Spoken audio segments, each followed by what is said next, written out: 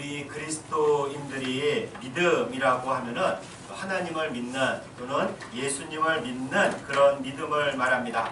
그래서 우리끼리 이야기할 때는 믿는 사람이라고 이야기를 하죠.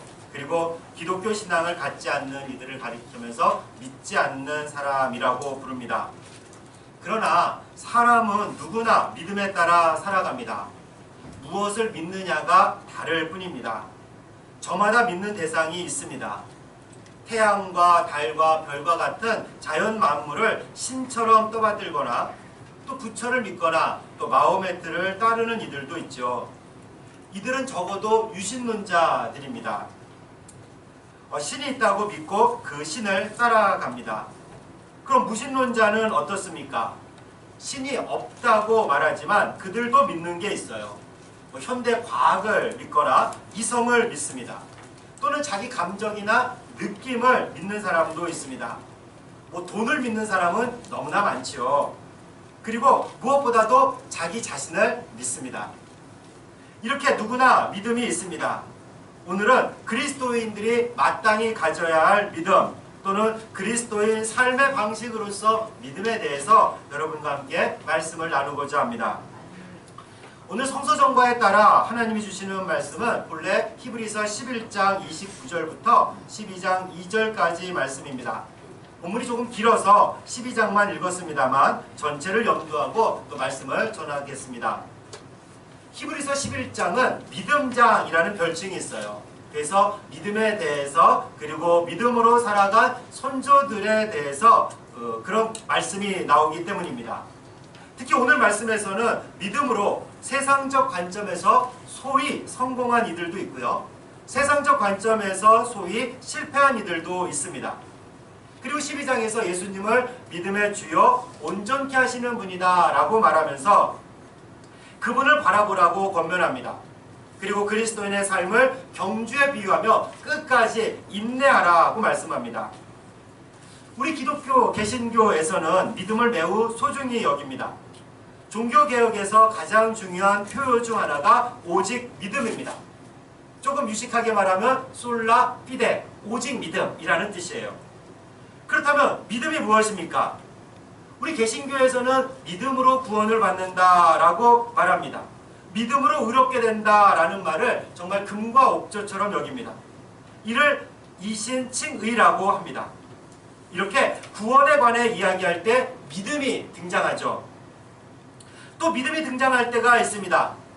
교회 생활을 열심히 할 때 믿음이 좋다고 표현하죠. 결혼할 나이가 찬 자녀가 있을 때 기독교인 부모님이 요구하는 요소가 무엇보다 믿음이 아닙니까?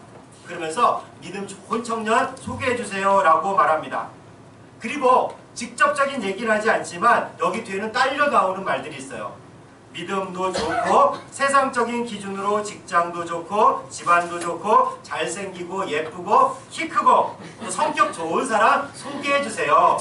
말은 안 하지만 다 알아듣죠. 저도. 그래도 우리는 적어도 겉으로는 믿음이 먼저예요. 그렇다면 여기서 믿음이 무엇입니까? 무엇이 좋은 믿음입니까? 대부분은 교회 생활 열심히 하는 사람을 말합니다.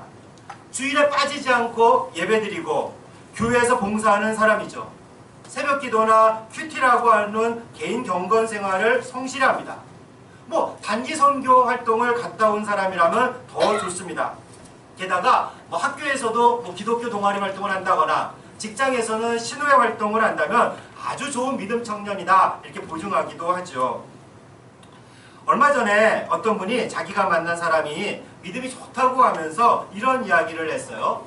목회자나 선교사가 아니고 그냥 비즈니스하는 청년인데 그 청년이 교회를 내가 10개를 세우겠다. 이게 자기의 비전이라고 말을 했다고 합니다. 대단하죠? 젊은 사람이 이런 생각을 가지고 있다는 것이. 근데 그분이 제가 직접 얘기하지 못해봐서 어떤 의미로 교회 개척을 말했는지 모르지만 예전 방식대로 헌금해서 교회 건물을 지어주는 것을 교회 개척으로 했다면 아주 잘못된 거라고 할 수가 있습니다. 죄송하지만 그리고 외람되지만 교회가 무엇인지 모르는 사람이에요.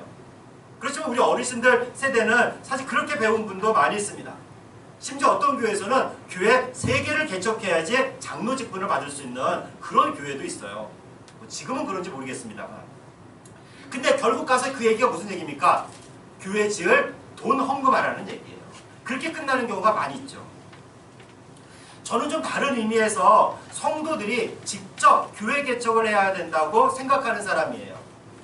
다음에 때가 되면은 자세히 나누겠지만 조금 미리 말씀을 드리자면 이렇습니다. 지금 현재 하늘가족, 뭐 다른 교회에서는 구역이나 속이라고 합니다만 이 하늘가족이 하나의 교회가 되어야 돼요. 그래서 하늘가족 자체가 하나의 가정교회처럼 되어야 됩니다. 그런 가정교회들을 성도들이 직접 개척할 수 있어야 됩니다. 그래서 그런 가정교회들이 많아지면 송파교회 자체를 분립할 수 있는 거죠. 단순히 숫자가 많아서 분립하게 되면 사실 실패할 수밖에 없거든요. 그러나 단단하게 뭉쳐진 그런 가정교회들이 분립을 할 수 있다면 서로가 아주 든든하게 서갈 수 있는 교회가 될 수 있으리라 믿습니다. 이것이 우리 송파교회의 비전이 되기를 저는 기도하고 있어요. 그래서 이에 대해 여러분과 제가 더 나눌 수 있는 때를 또한 기다리고 있습니다. 뭐 조만간 되겠죠? 어쨌든 교회 건물을 10개 짓는 분이 믿음이 좋다고 할 수가 없어요. 물론 믿음이 좋은 분들이 교회 생활 열심히 하고 예배 열심히 드리고 봉사 열심히 하고 헌금하고 개인 경건 생활하고 신호회 활동 열심히 합니다. 믿음이 좋은 분들이에요. 그러나 교회 생활을 열심히 한다고 다 믿음이 또 좋은 게 아닙니다. 봉사나 큐티나 새벽기도나 신호회 같은 종교활동을 열심히 한다고 해서 다 믿음이 좋은 게 아니에요. 그냥 그분 사람이 그냥 좋을 수도 있어요. 사람이 모이는 게 좋으신 분들도 있어요. 믿음이 좋다고 할 수가 없습니다. 물론 믿음이 좋으면 교회 생활 열심히 해요. 경건활동도 소홀히 하지 않아요. 지금 이 자리에 계신 분들은 모두 믿음이 좋은 분이신 줄로 믿습니다. 아멘이죠. 그리고 제가 간혹 말씀드리지만 믿음이 좋다, 나쁘다, 믿음이 크다, 또 작다라는 것은 하나님 앞에서 별 차이가 없습니다. 예수님께서 어떻게 말씀하셨어요? 너희에게 아주 자그마한 겨자씨만한 믿음이 있으면 커다란 산을 옮길 수 있다고 말씀하셨잖아요. 저나 여러분들 중에서 산을 옮기신 분 있습니까? 없다면 겨자씨만한 믿음도 못하다라는 얘기예요. 죄송합니다. 그런 거예요. 중요한 것은 믿음으로 바르게 살아가느냐입니다. 단순히 교회 생활이나 종교 활동을 열심히 하는 게 아니라 개인적으로 그리고 가정과 교회와 세상에서도 사회와 역사 앞에서도 믿음으로 살아가는가, 이게 중요하죠. 고린도후서 5장 7절 말씀을 우리 같이 한번 봉독하겠습니다. 앞에 우리 스크린을 보면서 함께 봉독합니다. 이는 우리가 믿음으로 행하고 보는 것으로 행하지 아니하리로라. 아멘. 이 말씀을 세번역 성경으로 보면 그 밑에처럼 이렇게 번역하고 있어요. 우리는 믿음으로 살아가지 보는 것으로 살아가지 아니합니다. 그리스도인에게는 믿음으로 살아가는 것이 중요해요. 그래서 믿음이라는 것은 이례적 사건이 아닙니다. 내가 처음 예수님을 영접할 때 믿음이 필요하지만 여기서 끝이 아니에요. 믿음이란 무엇보다 그리스도인의 삶의 방식이기 때문입니다. 그렇다면 도대체 믿음이 무엇입니까? 히브리서 11장 1절과 2절 말씀을 함께 봉독하겠습니다. 우리 역시 앞에 스크린을 보면서 히브리서 11장 1절과 2절 말씀 함께 읽겠습니다. 믿음은 바라는 것들의 실상이요 보이지 않는 것들의 증거니 선진들이 이로써 증거를 얻었느니라. 아멘. 믿음은 이런 거다라고 하면서 아주 직접적으로 정의하는 구절이에요. 여기서 바라는 것이나 보이는 것이 무엇이겠습니까? 그것은 사실 보이지 않는 하나님을 뜻하고 있어요. 간혹 우리는 여기에 내가 욕망하는 것을 넣기도 하죠. 가령 여기에다가 성공, 그리고 부자, 권력, 그리고 뭐 건강, 뭐 이런 것들을 간절히 바라면서 이루어지기를 확신합니다. 그리고 그런 확신의 정도에 따라서 믿음이 크다, 적다라고 말하는 걸 합니다. 물론 여기서 실상이라는 말은 확신한다는 의미가 맞습니다. 근데 이 말씀을 세번역 성경은 이렇게 번역하고 있어요. 우리 스크린을 보면서 함께 봉독하겠습니다. 세번역 성경으로 함께 봉독합니다. 믿음은 바라는 것들의 확신이요 보이지 않는 것들의 증거입니다. 선조들은 이 믿음으로 살았기 때문에 훌륭한 사람으로 증언되었습니다. 아멘. 근데 바라는 것, 보이지 않는 것은 하나님을 뜻한다고 말씀드렸습니다. 이렇게 보이지 않는 하나님에 대한 확신이 믿음이죠. 그래서 유진 피터스 목사님이 번역한 메시지 성경은 이렇게 표현을 하고 있어요. 하나님을 신뢰하는 이 믿음. 하나님을 신뢰하는 이 믿음. 하나님을 신뢰하고 하나님이 하시는 일을 신뢰합니다. 그렇게 하나님을 신뢰하니까 하나님이 주시는 것을 받을 수 있고 하나님이 하시는 일에 함께할 수 있는 거죠. 보이지 않는 하나님을 확신하고 신뢰하는 것, 이게 바로 믿음이라고 할 수 있습니다. 우리가 믿음으로 구원받는다고 할 때 엄밀히 말하면요, 믿음이 우리를 구원하는 게 아니에요. 그렇죠? 사실 하나님이 우리를 구원하시는 거예요. 하나님이 예수님을 통해서 우리를 구원하십니다. 그리고 그 구원은 우리에게 선물로 주어지는 겁니다. 내가 한 일은 없지만 하나님이 구원이라는 선물을 내게 주신 거죠. 그 선물을 받기 위해서 내가 값을 치르지 않았다는 얘기예요. 그래서 구원은 선물이에요. 그래서 구원이라는 선물을 냉큼 받는 것, 이렇게 내가 받는 것을 믿음이라고 할 수 있어요. 하나님은 내게 좋은 것을 주시는 분이라는 사실을 확신하기에, 그리고 하나님을 신뢰하기에 그 선물을 얼른 받습니다. 이게 믿음이에요. 그 선물을 받을 때 비로소 구원은 내 것이 됩니다. 저희 집에 어느 날 택배가 왔어요. 근데 보낸 사람 이름을 보니까 누군지 모르겠어요. 그럼 제가 이 택배를 열어볼까요? 그리고 제 것을 가질까요 말까요?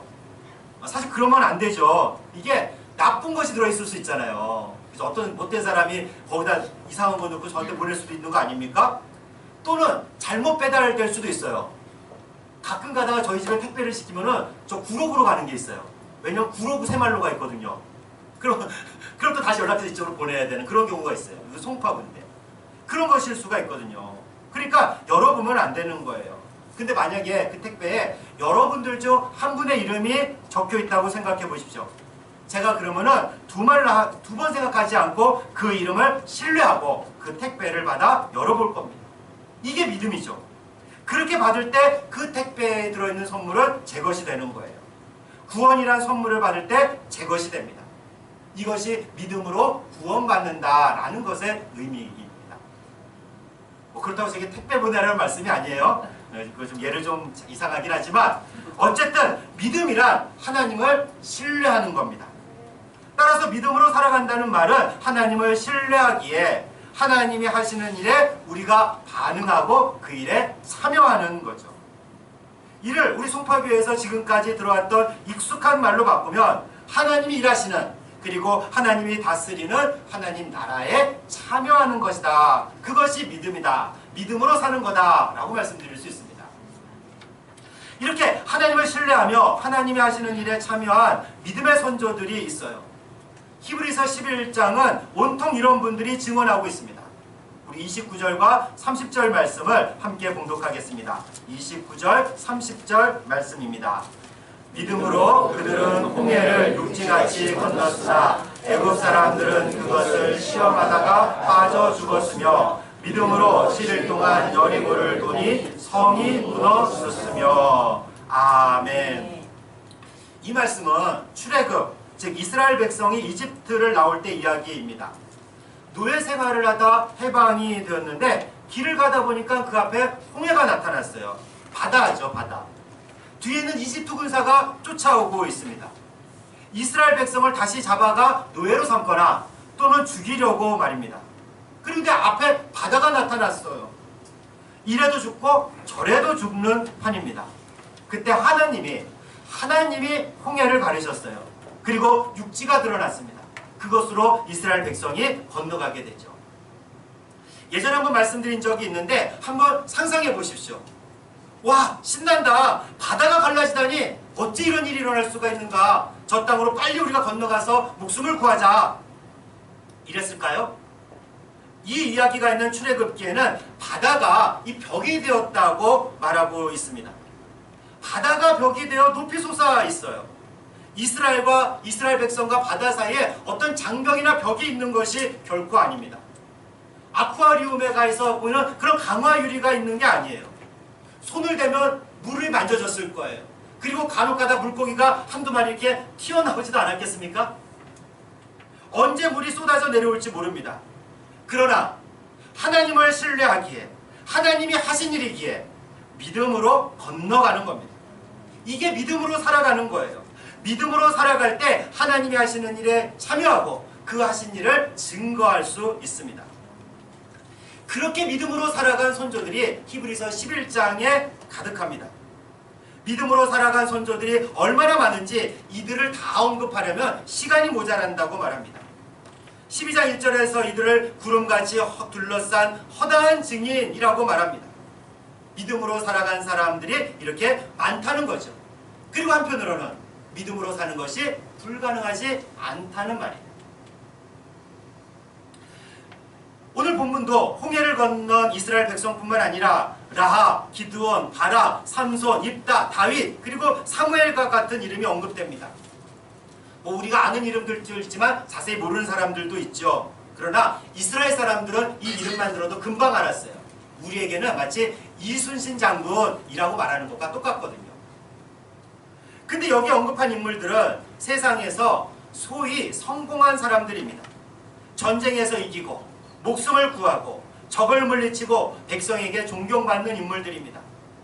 오늘날로 치면은 믿음으로 살아서 스카이 대학에 가고 대기업이나 공기업에 취직하고 정치인으로서 대통령도 되고 기업을 일으켜 돈도 많이 벌고 시민들에게 존경과 사랑을 받는 그런 이들을 말합니다.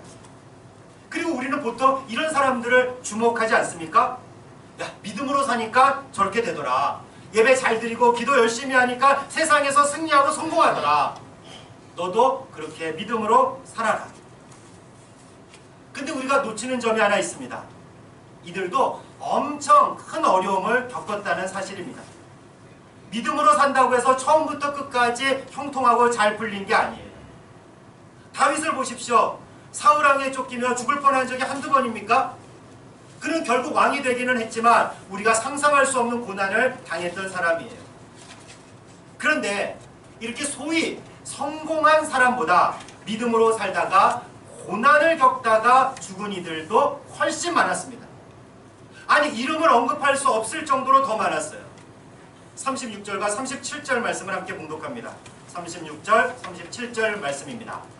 또 어떤 이들은 조롱과 채찍질뿐 아니라 결박과 옥에 갇히는 시련도 받으며 돌로 치는 것과 톱으로 펴는 것과 시험과 칼로 죽임을 당하고 양과 염소의 가죽을 입고 유리하여 궁핍과 환난과 학대를 받았으니. 아멘. 조롱, 채찍질, 감옥, 돌에 맞아 죽는 거예요. 톱으로 켜서 죽었어요. 칼에 맞아 죽고 광야에서 이리저리 방황하고 가난하고 핍박받고 학대를 받으며 살다가 죽은 이들이 부지기수입니다. 이들은 이름이 없지만 이들도 믿음으로 살다가 수많은 증인들이에요. 그런데 어떻게 보면 이들은 실패자입니다. 믿음으로 산다고 살았지만 세상적인 기준으로 보면 철저한 실패자일 뿐이에요. 이렇게 살고 싶은 사람이 어디 있습니까? 실패자로 살고 싶은 사람 있습니까? 저 역시 솔직히 말씀드리자면 이렇게 살고 싶지 않습니다. 그런데 믿음으로 산다고 할 때 소위 세상에서 성공을 하건 실패자가 되건 처음부터 끝까지 순탄한 사람은 없다는 겁니다. 그러나 믿음으로 살아가는 사람은 이 세상에서 성공이냐 실패냐가 중요하지 않습니다. 왜 그렇겠습니까? 이 세상이 끝이 아니기 때문에 그래요. 이 세상에서 승부가 결판나는 게 아니기 때문입니다. 하나님 기준으로 볼 때 믿음으로 살아가는 자는 다 상을 받기 때문입니다. 하늘에서 받을 그 상이 무엇인지 모르지만, 그리고 받을 상이 우리 모두가 동일하지는 않겠지만 오히려 고생하다 하늘나라 간 성도들에게 더 많고 더 큰 상을 주시지 않겠습니까? 그래도 이런 마음이 드시죠. 그래도 난 그렇게 살고 싶지 않아요. 믿음으로 살다가 이 세상에서도 소위 성공하고 싶어요. 다 그렇게 되길 주님의 이름으로 진심으로 축원합니다. 아멘이에요, 아멘. 그런데 여러분 이거 아십니까? 세상적인 기준으로 볼 때 예수님이야말로 가장 큰 실패자였다는 사실 말입니다. 12장 1절과 2절 말씀을 함께 봉독하겠습니다. 1절, 2절 말씀입니다. 이러므로 우리에게 구름같이 둘러싼 선한 증인들이 있으니 모든 무거운 것과 얽매기 쉬운 죄를 버리고 꿇고 인내로서 우리 앞에 강한 경주를 하며 믿음의 주여 또 온전케 하시는 이인 예수를 바라보자. 그는 그 앞에 있는 기쁨을 위하여 십자가를 참사 부끄러움을 개의치 아니하시더니 하나님 보좌 우편에 앉으셨느니라. 아멘. 예수님은 이 세상에서 사시다가 십자가에 못 박혀 죽으셨어요. 고통스럽고 치욕스럽게 죽으셨습니다. 살아생전에 부귀영화와 전혀 관계가 없습니다. 오늘 성경은 이런 예수님을 이렇게 평가하죠.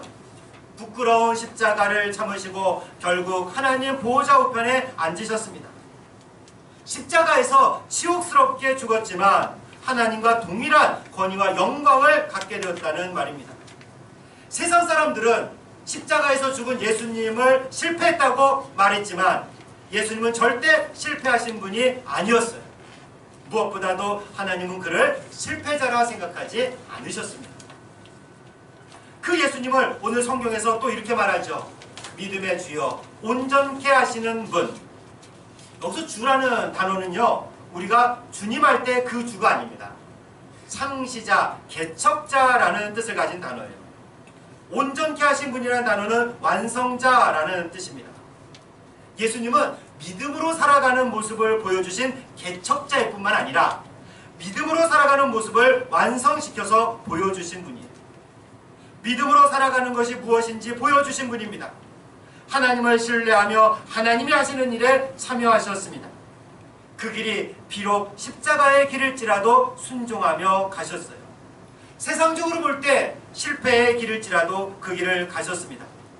그러나 십자가를 통해 평화와 자유, 공의와 사랑, 그리고 무엇보다도 부활 생명을 드러내셨습니다.